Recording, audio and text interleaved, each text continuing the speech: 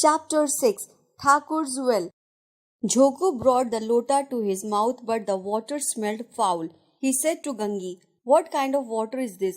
It stinks so much. I can't drink it. My throat's burning, and you gave me that's turned bad."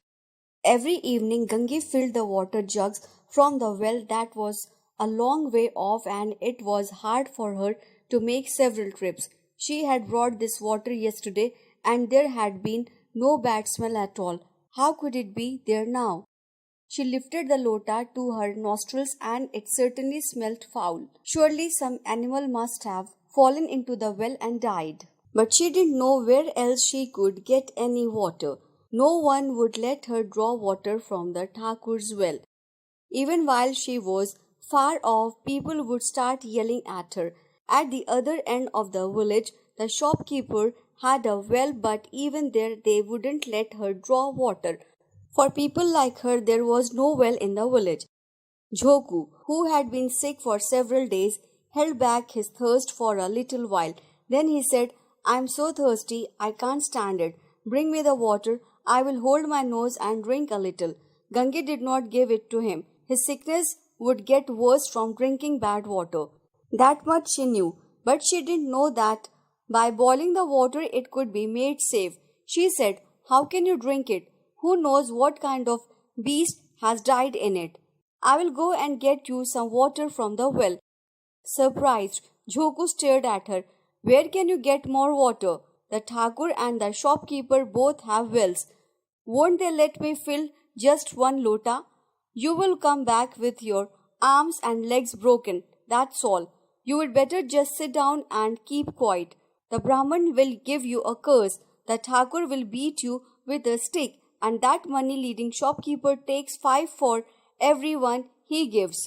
Do you think people like that are going to let you draw water from their wells?"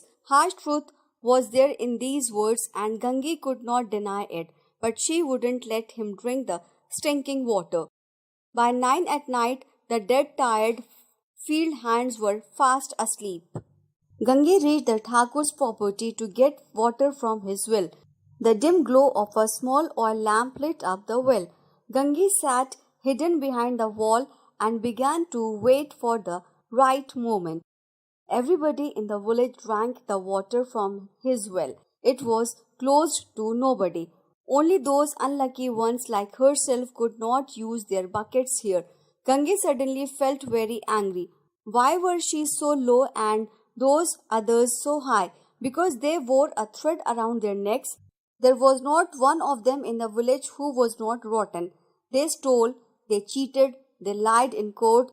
Then how were they so high and mighty? She heard people approaching the well, and her heart began to pound. If anybody saw her, she had got an awful kicking out of it.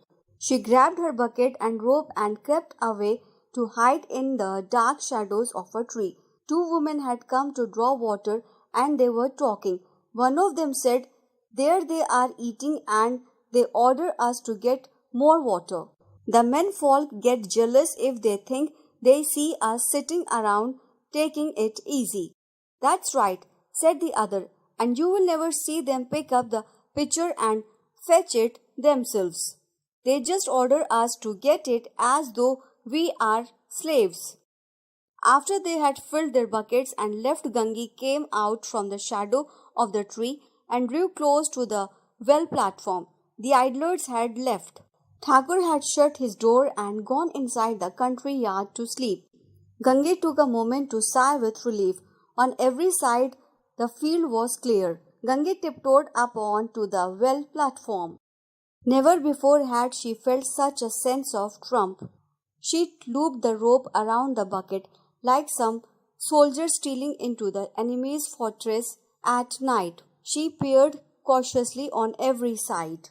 If she were caught now, the slightest hope of mercy or leniency won't be there.